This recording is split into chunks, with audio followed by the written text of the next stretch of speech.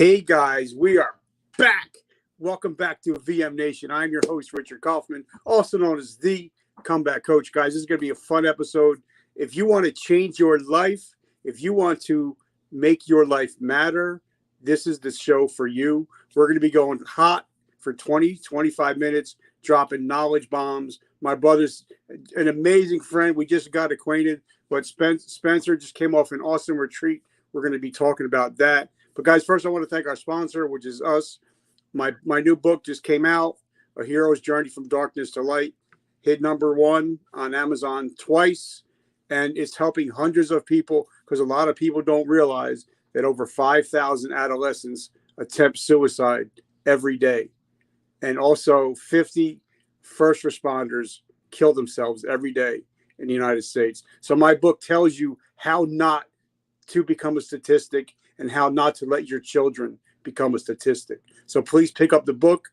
It is available on Amazon, and I'll also drop the link. And 22% of that money goes to help veterans struggle with PTSD and homelessness. So we're always trying to pay it forward here on this show. Guys, like I said, my brother Spencer is going to drop some serious knowledge on changing your life and living your best life. Spencer, what's up, brother? Dude, thank you so much for having me here. It is such a blessing. I am fantastic. How are you doing? I'm doing better than I deserve. Like my Scott Hall used to say, sometimes I'm doing better than you. So I'm living good, enjoying life. So tell us, just give us a quick down and dirty, where you're from, where you grew up, and how you became the person you are today. Perfect. Yeah, real quick. So I live in Wisconsin, been here most of my life, but love traveling all over and having fun. For me, I talk about positivity, mindset, helping people feel like they are enough just the way they are. And I came to that by discovering I didn't feel like I was enough, that I always needed to prove myself. I was a middle school and high school choir director for 9 years, loved teaching kids, working in the classroom, but I kept trying to prove myself to one up to the point where I lost money, friends, family, jobs, all those different things from it. And now I found my purpose to help people not feel that way, right? To help them feel like enough so that they can then serve their friends, their family, the people in their life, business owners, their customers, their clients, so that they can live their lives to the max. And I find my friend James McNeil wrote an amazing book. It's called Finding Your Passion. It talks about imposter syndrome and how a lot of us go through that. And a lot of it can be just from something that we were told as a child. It just sticks and it replays Constantly in our minds. So talk to us a little bit about that, about, having to take that. Well, I as you can see, I'm one of those old dudes where I talk about tapes, but, tell us, how we have to change that tape from what people said we were to who we are now. Dude, it's exactly like that, right? And I get the tape thing. I have tapes, vinyl, still listen to them, love them to death.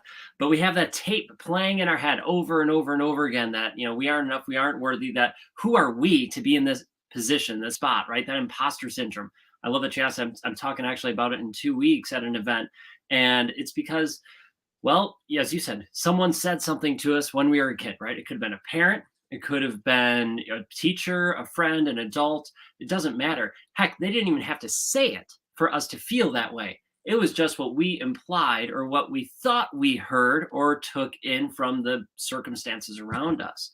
So what that does to you is all of a sudden, okay, I feel like, oh my gosh, I'm not enough. Who am I to be here in this position, to lead this movement, to have this company, this job, whatever it is, this title? Who am I? And I encourage everyone, if we can dive deeper into this as you like, but what I encourage everyone to do is to stop that tape. Don't even hit rewind. Stop it, throw it out, and just take an honest, hard look at yourself and go, who am I really right here, right now? And then question every single thing that comes up, the good, the bad, all the stories that keep telling yourself, all those tapes that start queuing up when you ask that question. Stop them all. Dead in their tracks and just ask, is this true? Where does this come from? And the ones that resonate with you, that are like, yeah, this is me, this is who I am, this is where I'm at, then take those with you. Keep those tapes with you.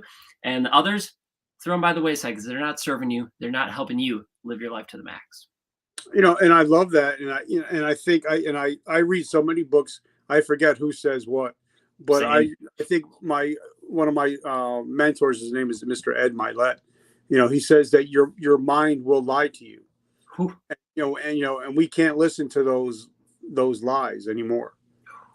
It's so true. Your mind, your ego, whatever you want to call it, that voice in our head, we all have voices in our heads telling us what to do, right? And it's ourselves. I don't know who says, as a kid, I used to think, oh, no one talks to themselves. I'm the only one who talks to themselves. And as I got older and really into this personal development space, that mindset space, I realized we all talk to ourselves, right? We are all usually telling ourselves that we're worthless, we're weak. Who are we?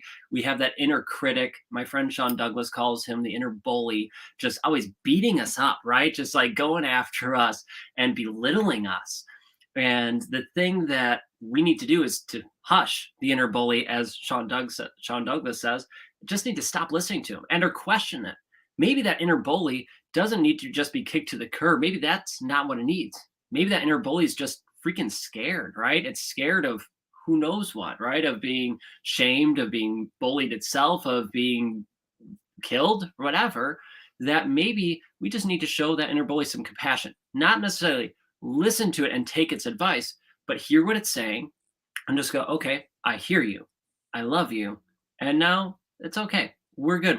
I see what you're saying, but we're looking elsewhere and things are going well for us. So we're not going to listen to you. We're just going to put you back in that closet and just push you out of the way for a little bit and keep going. And I got to give a big shout out to my friend Sean Douglas. He was one person that I ever had on the show. He's coming up next month to come on the show, and his book actually helped me get to where I am today. So, Sean, I love you, brother. I'm proud of you. But now a lot of us, a lot of people, we forget that at one time we were badasses. Like for me, I spent 23 years in the military, and I forget, I won Soldier of the Year. I forget what kind of badass I was, and sometimes we kind of get down on ourselves, and sometimes we got to go back and say, bro, you were Soldier of the Year. You were a badass at one time. You need to get back that mentality. So talk about that a little bit. What an awesome question, because we beat ourselves up and we forget that we are freaking badasses. We are rock stars. We are awesome just the way we are. And we might have had those accolades. Congratulations to you. That's awesome that you got that award. And, I've got some Teacher of the Year awards and different things, but it's so easy to forget that because, well, that was in the past, right? That was in the past. And now we're just focused on right here, right now, or the future, or the toughness, the grind that we're in now. It's so easy to forget that because that's way back there. So I'm all for looking in the rearview mirror at times to look at that and go, oh my gosh, look at that. I was a badass. And you know what? That badass is still living inside of me. And I could bring him, her forward to be ready to rock and roll, right? To crush it, to say, no, I'm still that badass. Let's just bring him to today so that we can rock and roll. And then also not just taking that from back then, but standing in your power now, right? As I like to say, you have this light inside you. Stand in your light, in your strength, and let that shine. Your inner badassness, let that sucker shine so that you can keep sharing it with other people and helping other people. Because if you were badass back then, guess what? You are badass today. So some of it is just stopping that script telling you, oh, I used to be this way. Screw that. You still are. You are still that badass. So just step up into it. I say it can be tricky, but step up into it, own it, and know that you are freaking awesome. Just the way you are, right? Like you don't have to do anything, change anything, improve anything. I'm sorry, I didn't mean to cut you off. Not at all. Right on a tangent for it, because I'll tell you, for me, man, I had this huge ego growing up, and for most of my 20s and early 30s, I had this huge ego thinking I could do anything and I could do it better than you no matter what, right? Just maybe give me a little bit more time. Not even that, I'll do it in less time. I'll just own it. And that just kept driving me. And it drove me eventually. I thought I was on top of the world. I was driving myself into a hole. That's when I hit my rock bottom and realized, oh my God, like I'm horrible. I'm a horrible person. Who am I really? I started doubting everything. And that's when from the rock bottom, I started building my way up and said, okay, hold on. I wasn't all bad. I had some bad qualities, bad things in there that I needed to weed out, right? Those dead weeds out of my backyard. I needed to pull those and plant them with something that was going to grow, that was going to flower and be beautiful. But I had a lot of amazing flowers back there as well. Let's tend those, because I tended to just leave them. And that was that inner badassness showing up back then. So let's take those flowers of badassery, since we're going on with this, and keep them going and fertilize them and see them grow in where we're living today and now. Because guess what? You can do it. You're just taking those tools forward. So you're looking back a little bit to see that. You're looking back to learn from the regret, the issues, the problems, and then you take those lessons forward with you and you use that as fertilizer to keep growing and becoming better, so that you can just keep being that badass that you are. And I love that. Now, I try not to curse on my show, but it's my show, so I can. One thing I love that my friend Gary Vaynerchuk always talks about, he says, fuck what you're not good at and triple down on what you are good at. Because a lot of people think, well, like for me, I know I'm a great interviewer. I'm a great relationship builder. I suck at graphics. I suck at copywriting. So I hire somebody that's great at it. And I think a lot of times we get so bogged down with what we're not good at that we don't triple down on what we are good at. Well, we get so many people telling us just to focus on the weaknesses and make those weaknesses stronger. And there is a time for that. In all honesty, yeah, work on those weaknesses. You want to improve it to a degree. But especially as a business owner, especially that, bring in people who are going to, how do I say this? You're bringing people whose strengths are your weaknesses, and you just double down, triple down on your strengths. Sure. I mean, you need to know enough, like, okay, I need to know enough about graphic design to know that if the person I hire produces utter crap, right? I need to know that.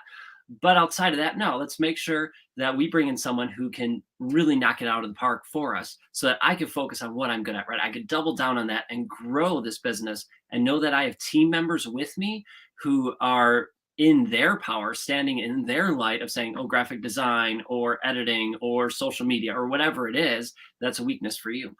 That's what I did. Last year, we hired a virtual assistant for our business as we started to grow this. All right. We're a couple of years in and it's grown pretty well. That I gave her some tasks that I either suck at, right? I'm not good at, and ones that that are a waste of my time. Not that I was necessarily bad at it, but wasn't worthy of the time investment I had. And she would be better served to do that, so that I could then focus on the things that were better for me, better for my community and my mission, my movement that we're building.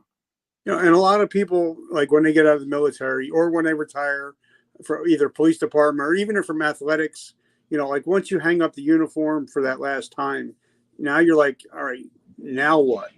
Now what do I do? What is my mission? And I think a lot of people fail to talk to the people around them and say, guys, be honest with me. What am I good at? What do you see my skills? And you don't want it to be the yes people either. You want it to be your best buddy, be like, hey, bro, you need a Tic Tac. You want those kind of people around you. You know what I mean? Yep. And that's the best way I find that you can find out what your next move is, when you find out what you're good at and what people come to you for. So how do you think a person finds their next mission in life? That's a fabulous question. And praise, and I applaud all of you who served. I did not. So thank you to all of you who did. A lot of the clients I see who have served, they come back, and when they discharge, when they're done, they transition to not being in the military life or an athletic life, right? When they leave one point in their life to another, even if you just retire, right, from any job and you're transitioning, all of a sudden you go, well, what do I do now?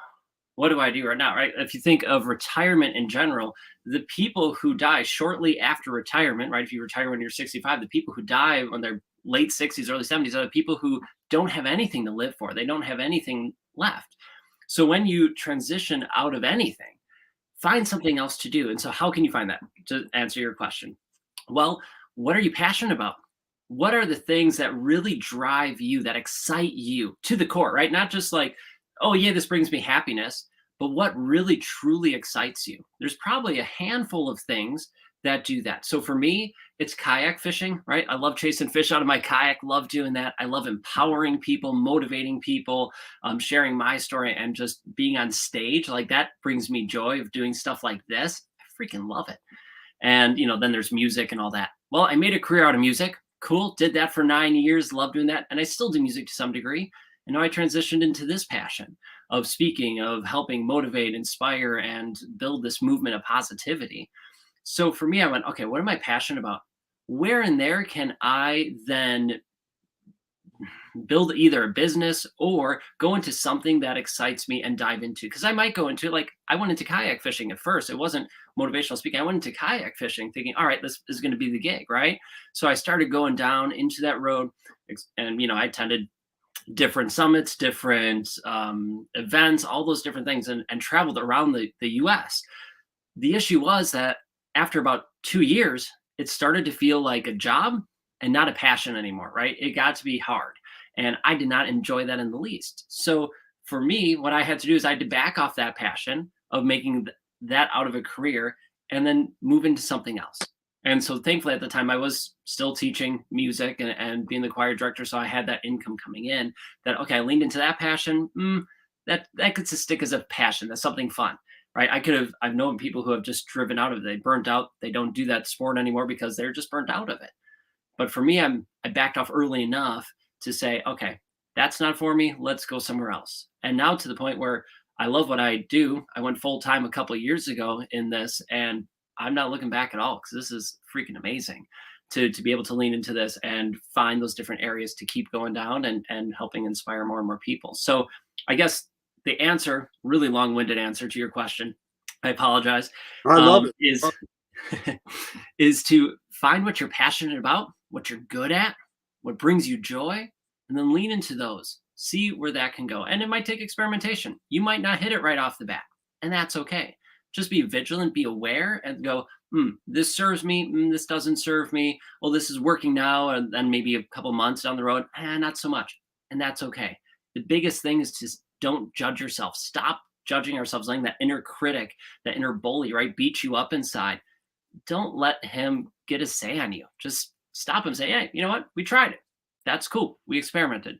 I'd much rather try something than regret never trying it. Okay, so now for me, I've been doing this podcast. I'm an accidental podcaster, by the way. I started doing it for shits and giggles. And then once I lost my vision 2 years ago, I got serious because I had to do something else. So now I got over 400 episodes. But now I'm just starting to deep dive into what the successful podcasters are doing. So I had to look at, like, my friend John Lee Dumas. He's got 1 million downloads a month. So I had to figure out, what he's doing. Who are the top 100? Yep. And start, they say success leaves clues, and trying to get some mentors to mentor me. So please talk about that, that once you finally decided to maybe get into kayak fishing. All right, well, who are the big 10 kayak fishers in the world? How are they catching their fish? What are they doing different than the bottom 10? So please talk about that. Oh yeah, man, that's awesome. And I love that idea, right? So once you figure out what your passion is, whatever that is, you want to start seeing who are the top people in that category, people who you look up to, or people who you already know and or discovering, who are people that you would like to kind of model your future career or life like, right? So for kayak fishing, I was looking at Drew Gregory, Robert Field, Jim Salmons were some of the big names out there. And so I started seeing them, what they were doing. Jameson Redding was another guy. And I just started to follow them on social media, right? Started commenting, noticing what they're doing, and starting getting into conversations with them. At that point in time, this was kayak fishing was still blooming and really growing at this time, that they were building up communities. So I was able to get in those communities even more and build just a name for myself of being who I am and going out there and connected with them, that then they became mentors to me and offered support, guidance of, oh, here, go down here, or talk to this person, or, oh, let me connect you with this person for where we wanted to go. And so that happened in kayak fishing, but that happens in all areas of anything you want to do in life, right? Look for the people who are rocking it, the people who you look up to, and go, all right, what are they doing? As you said, success leaves clues. What are they doing to have a successful podcast? Like, what does that look like? Can I chat with them? Do they have communities I can join? Can I chat with them, right? Depending what level they're at, right? Different level of connection you can have, but you can still learn from them, right? You have books, you have podcasts, you have blogs, different online communities you could join if they have in-person get-togethers, right? Events, retreats, different things like that.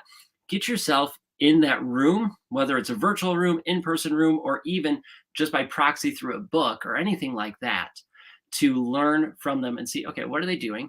And then see what works for you, because you know what works for you might not work for me, but at least I could try and say, okay, yep, this resonates with me, this works with me. And if it doesn't, well, okay, this other person's doing that, right? So like, what Drew Gregory did in kayak fishing is great. I'm going to model what I'm doing after him. And all right, I'm going to try what Robert Field's doing now. Nah, that wasn't quite for me, right? I tried it. It just didn't feel right. So if it doesn't feel right, it's not for you. Now, yes, experiment, and depending on what it is, right? For business, especially, maybe you have to bite the bullet with it and do those things. But generally, if it doesn't resonate with you, if it doesn't vibrate well, it's not for you, right? It's not going to do well for you or your business. Move on to something that does. And I love that, and like I was watching a video by Gary Vee, because what I do, I don't watch TV anymore. I'm either listening to Audible books when I'm walking or doing my cardio. I'm either reading, I'm watching YouTube, watching videos. And what Gary says, listen, you can't out Gary Vee. And I think a lot of people make the mistakes. Even like, I'm a big music guy. I love music. It's like once Creed came out, everybody tried to start to sound like Creed, and every band sounded the same.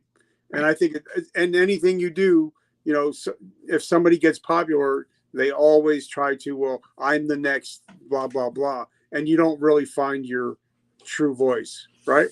Oh, 100%, right? It's great to have mentors. It's great to have coaches. It's great to have those people guide you and support you on your journey. The, the worst thing you could do is to mimic them 100% and just be them. If you want to be authentic, if you want to really be true to you and the people you serve, be you. Now that's incredibly hard. In music, we had a saying, right? That the copying is flattering, but it's horrible musicianship, right? Like, you can't be musical just by copying what someone else does. You have to put your own little flair into it, your own little, just you, right? And I could be playing a piece by Bach on the piano, and I could still put Spencer Jones in it just by the way I'm playing it, by the way I interpreted his music, that I could do that. Same thing goes for business or kayak fishing. It doesn't matter. Well, I'm going to put my own little spin on it. So, okay, I follow Gary Vee, great guy. And you're right, I can't out Gary Vee because I'm not him. Like, I can't outdo you because you're you. I could do me, and I could do me pretty damn well, and I could do me better than any of all of you because I'm me. And I don't want you to try to ever outdo me, and I don't want you to try to outdo anyone else. I want you to be the best you, right? This goes back to that whole imposter syndrome. We feel like we are not enough inside of us, that we need to be someone else. We need to copy and take this trait and take that idea and mold ourselves into someone else, right? That we're trying to just conform to whatever we think the universe is trying to tell us to be, our community, friends, family, whoever. Stop trying to just conform. Stop trying to transform yourself into this, that, the other thing. Instead, be you. So yes, learn from the experts. I'm not saying don't change and don't learn and grow. I'm all about learning and growth, right? All about that. But that's still within the realm of being you and embracing you for all the amazing things. I was just chatting with someone yesterday who has a disability, and they were looking at this disability as a disadvantage, right? That this is a weakness in them. And I get it. That's how society portrays it so many times. But instead, don't look at it as a weakness, as I suggested. I said, don't look at it necessarily as a weakness. Think about it as a strength, like almost a hidden strength or superpower you have inside you. Because, oh my God, you're going through this. I can't imagine going through that, right? She had MS. I'm going, I can't imagine having that. The strength you have to go through every day, or when your body decides to not cooperate and you can't move, I can't imagine that feeling. But holy crap, you went through that, and you're strong because you have, and you know the tools, tactics that work for you.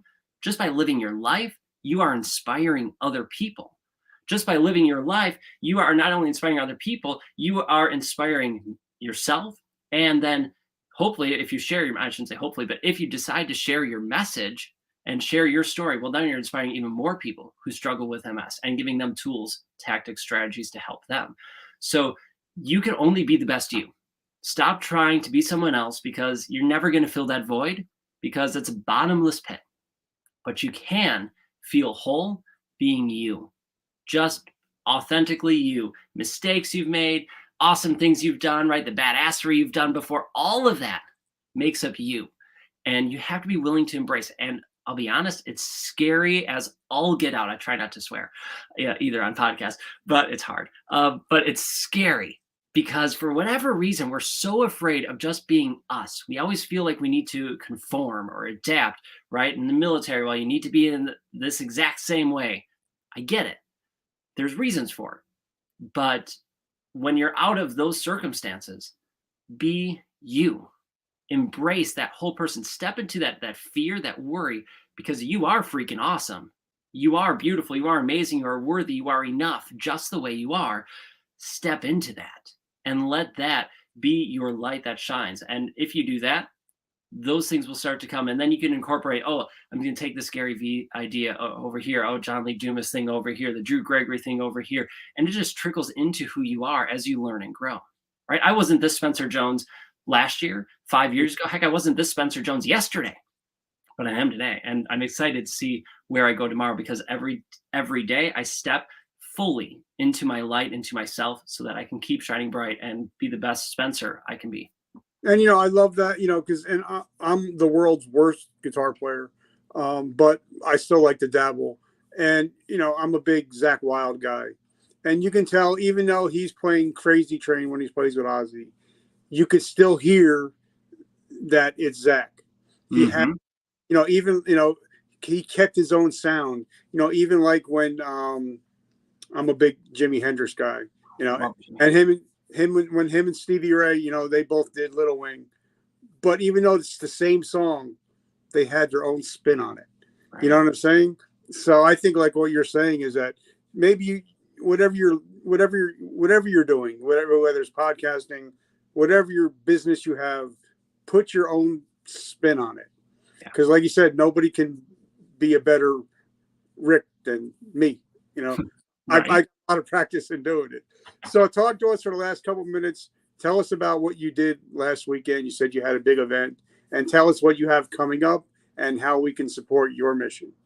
I appreciate that. And I'll get to that in a second. You said something I just want to touch on real quick. And that is that you are authentically you, right? You are you, the best version of you as possible. So let that shine, and know that, let's say you're going into a business or you're starting a business. Most likely that idea has been done before to some degree, right? If I'm speaking, I talk about positivity, imposter syndrome, you are enough.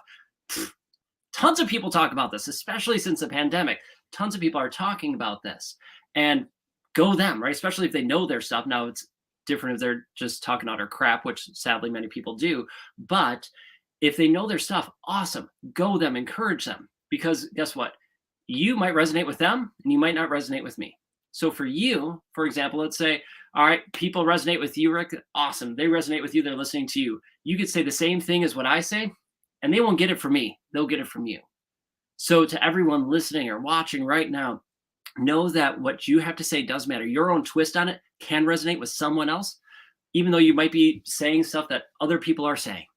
And that's okay, because what you will resonate with other people than what someone else will. And that's okay. So know that, be you. Your light shines, and that's going to resonate with the right people. I just want to touch on that. Love it. Okay, so yeah, last weekend we had an awesome virtual wellness retreat.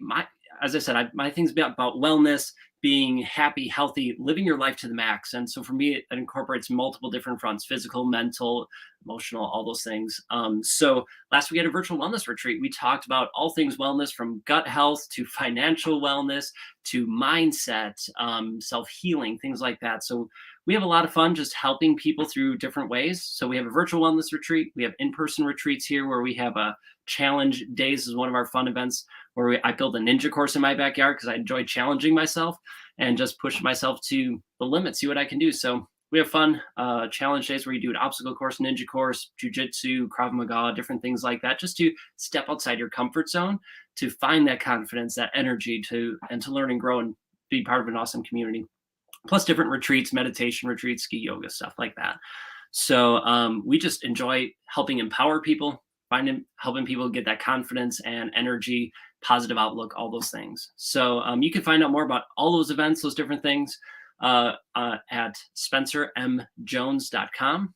And I will say this, that we are launching something brand new June 1st.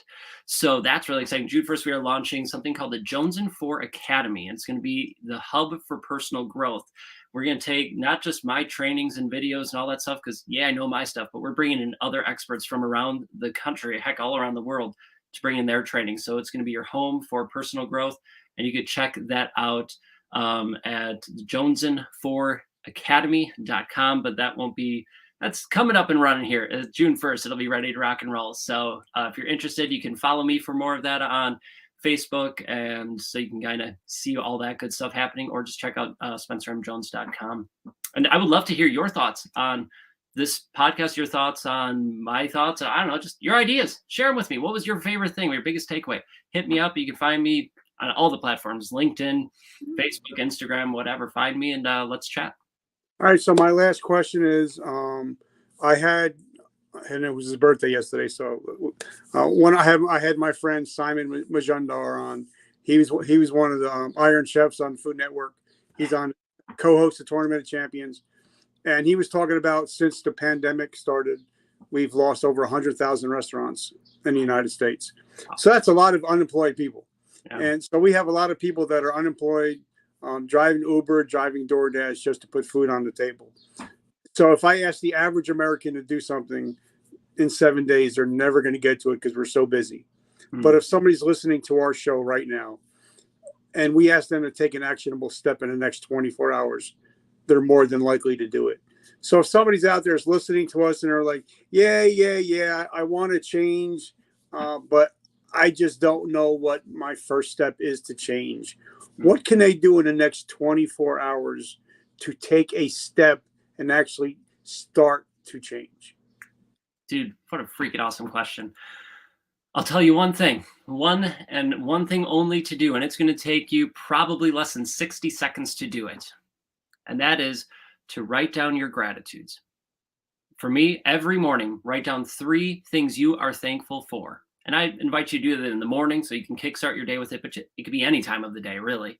But every day, starting today, tomorrow, write down 3 things you are grateful for. And if you keep it up for 1 to 3 days, it'll feel good. Keep it up 3 to 5 days, you will feel a shift in how you see the world. Just a little bit. It's not going to be, 100% flip. It's a 1-2% shift in how you see it. So you said 24 hours, start writing your gratitudes. Easy step. 3 gratitudes every day. I love it because, when you live an attitude of gratitude, your attitude just, you cannot receive when you have a clinch fest, so if you have that attitude of like, you know what, I'm grateful for today. Like for me, I wake up every day. Thank you, Lord, for waking me up, for letting my eyes open. Thank you for letting me be a daddy to 3 beautiful children, having a beautiful wife. Everything else is gravy from this point on. So right. If you wake up with that attitude of gratitude, I love it. Brother, I just want to say thank you. Guys, thank you for watching. Make sure you pick up the book, A Hero's Journey from Darkness to Light. Make sure you pick it up. So you do not want, instead of going to your children's graduation, you do not want to go to their funeral. So make sure you pick up the book, because the last 2 chapters are, what does addiction look like and not what you think it looks like? And the last chapter is, what does depression look like and not what you think it looks like? So please pick it up. It's a teachable book. It may save your life or your children's life. Brother, I just want to say thank you. I'm so humbled and grateful for your friendship. And I want to thank Sean for, getting us together. So I just want to say thank you, brother. Well, thank you. Thank you for giving me this space and opportunity to talk. I love what you're doing. That book sounds amazing and just so impactful. So keep sharing your message, changing lives and making this world a better place. And to everybody listening, keep shining your light. You are freaking awesome.